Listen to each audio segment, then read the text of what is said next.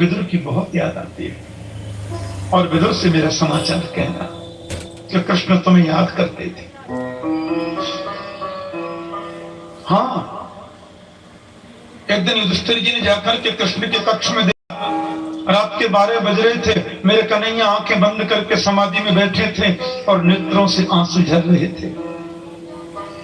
पूछा, केशव, सारी दुनिया आपका ध्यान करती है, आपके स्मरण में, आपकी याद में रोती है, आप किसकी याद करते हैं? गोविंद बोले, बिल्कुल इसी समय पितामह भीष्म मेरे ध्यान में बैठे हैं और जैसे भक्त मेरी याद करता है ना, वैसे मैं भी भक्त की याद करता हूं। ये यथामाम प्रपद्यन्ते तां तथैव भजाम्यहम्।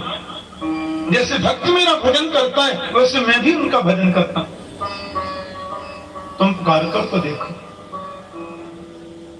ढूंढते ढूंढते उद्धव जी आए। भगवान के जाने के बाद श्रीधाम वृंदावन में कलकल न्यादिनी यमुना के तट पर विदुर जी उद्धव को मिल गए।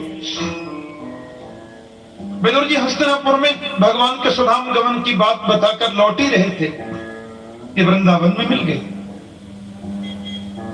अब संसार के लोग जब दो मिलते हैं तो बातें दुनिया भर की करते हैं, भक्त जब दो मिलते हैं तो बातें तो परमात्मा की होती है। गले से गले मिले और दोनों का कंठ अवरुद्ध हो गया, दोनों के नेत्रों से प्रेम के पनारे निकल पड़े। वो भी रो रहे हैं और वो भी रो रहे हैं। वो कहते हैं, आप बड़े भाग्यवान हो, तुम्हें प्रभु ने मित्र का दर्जा दिया, तुम्हें गोविंद ने अंतिम उपदेश किया। बोले, भाग्यवान मैं नहीं, विदुर, भाग्यवान तो आप हो जिसकी याद मेरा गोविंद स्वयं करता है।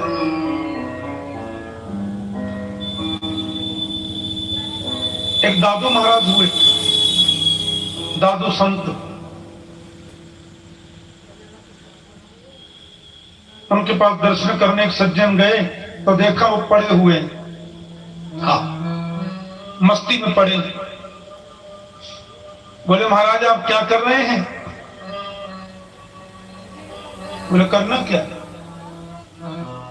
बोले, मैं रोज आता हूँ आपके यहाँ पड़ा हुआ देखता हूँ, आप कभी माला नहीं जपते, कभी भजन नहीं करते, कभी कीर्तन नहीं करते, काहे के महात्मा?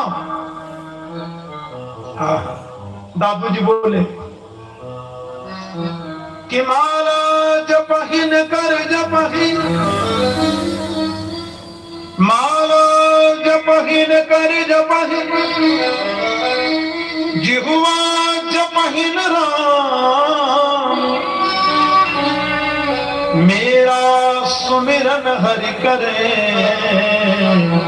मैं पावा विश्राम। माला छूट गई, भजन छूट गया, अब तो मेरा सुमिरन गोविंद करते हैं और मैं आराम फरमाता हूं। बोलो जय श्री कृष्ण।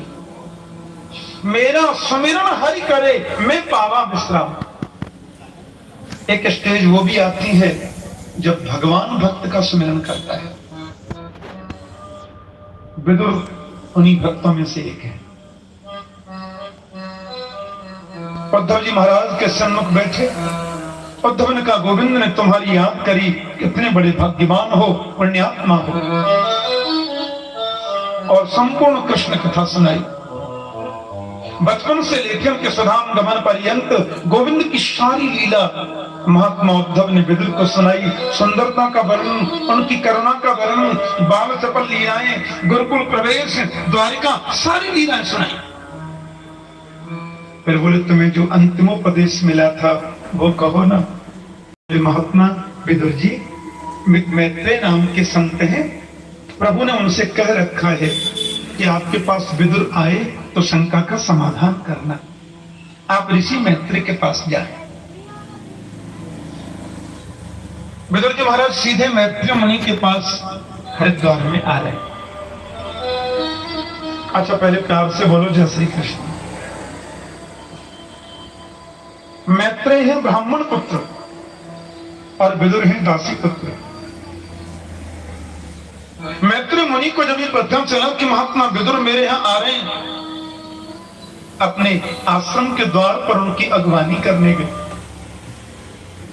आओ संत विदुर, इस ब्राह्मण की कुटी में आपका स्वागत है। मैत्रेय मुनि ने विदुर जी के लिए आसन दिया।